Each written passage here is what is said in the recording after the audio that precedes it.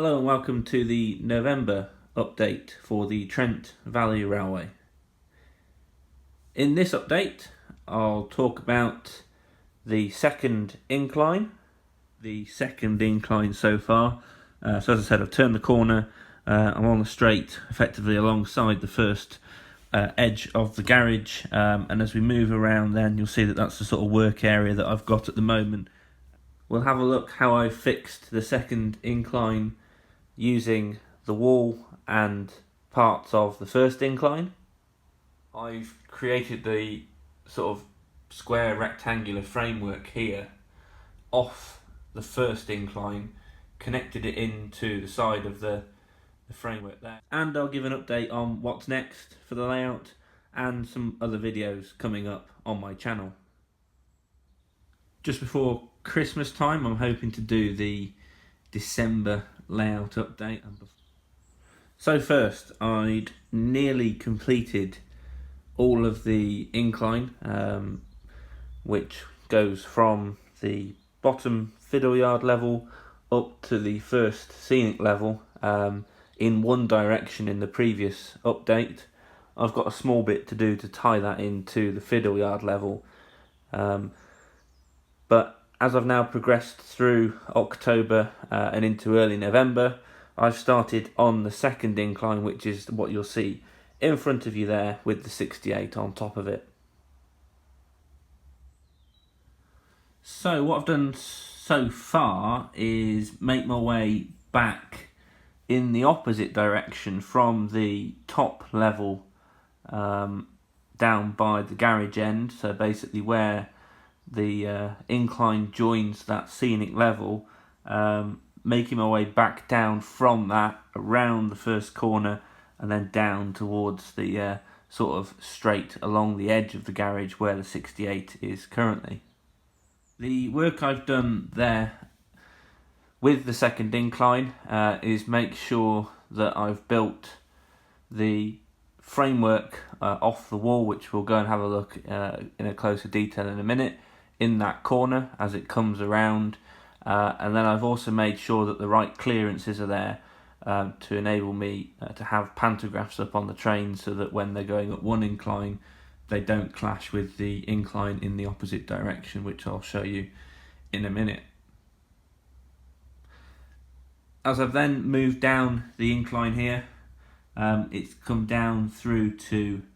sort of the middle section here, where I've got the breeze blocks in the middle of the garage, and has continued on towards the other end of the garage. A bit later in this video we'll also talk through, as I said earlier, how I've made sure that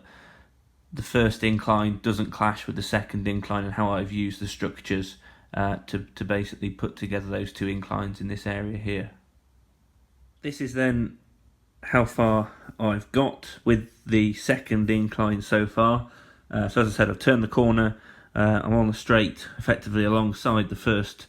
edge of the garage, and as we move around then you'll see that that's the sort of work area that I've got at the moment, and you can see the level difference there between the two separate inclines that I'll have, which will then effectively create a loop up and down from the incline to that sort of next level up, which is the first scenic level. So on the far left there you've got the incline that I built previously, which comes off the top level and is coming down, and then basically you can see the second incline that I'm building is the one that is much sort of further out away from the wall, and that piece there is coming around the corner to make sure that I measure the framework correctly in that area to create the incline gradient. That means the trains can go up and down there quite nicely. The corner section here has been built with basically a straight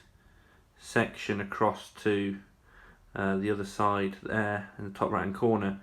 of that first scenic section there. It will come straight across on the level to where obviously the framework ends on the right hand side there, and at the moment that is propped up with those pieces of wood. I'll decide later on whether I want to put in a support sort of pillar from that framework there down to the Fiddle Yard level board, but that's obviously very dependent upon where I want to put the track underneath. on that Fiddle Yard level, so I'll leave that alone for the time being. But the framework here has been built with the section on the left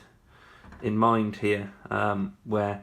on the left here you see the Pendolino coach, and I've got the pantograph on there. Hopefully it's a little bit clear, but basically the pantograph clears underneath that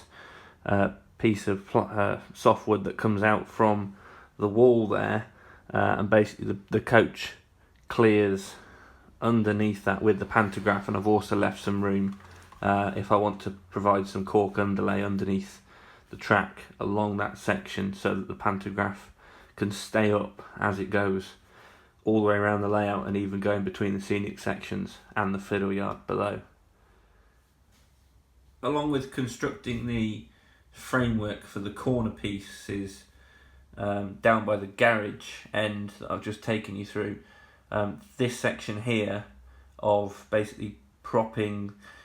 the second incline off the first incline, but also connecting it into the wall so that it doesn't have any framework that sits between the incline and the Fiddle Yard below. I've created the sort of square rectangular framework here off the first incline, connected it into the side of the framework there, and underneath prop this out from the wall, and then created the level with the incline going down towards the Fiddle Yard level and towards the back of the garage. So this section here is, as I say, taken me quite a bit of time, because the more and more you cantilever this framework off the garage walls, the more and more this starts to sort of decline actually back the opposite way down towards the Fiddle Yard below, because of the sort of weight of the framework. Although it is quite lightweight wood, I'm trying to keep it as light as possible, so that effectively the only weight on it in the future will be the trains as it runs up and down these inclines. But I'm trying to make the structure sturdy, putting brackets in between the softwood there, and I've created it in a way that I can go ahead in the future and just put the plywood boards on top of the incline along this section.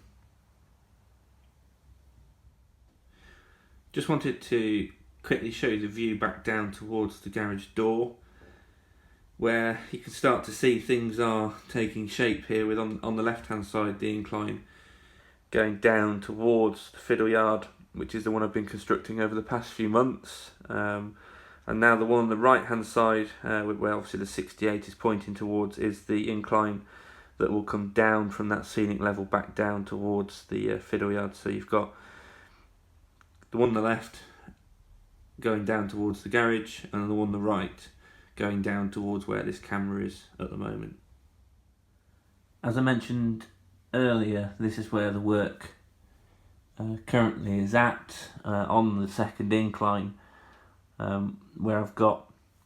the next corner piece to basically put in the framework for,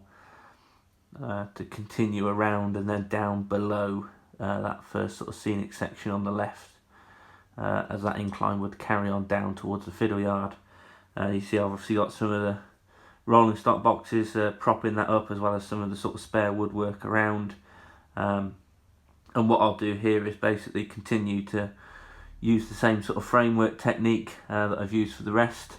of the inclines. I'll basically carry on from the right hand side out that wall and across towards the left hand wall on the other side of the garage, sort of prop it into the wall at the back, and then the piece on the right there will then connect into that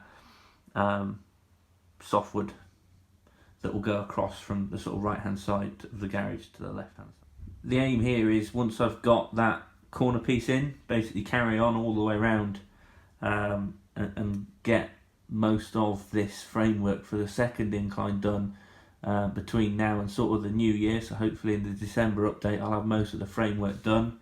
and when that incline basically comes back round to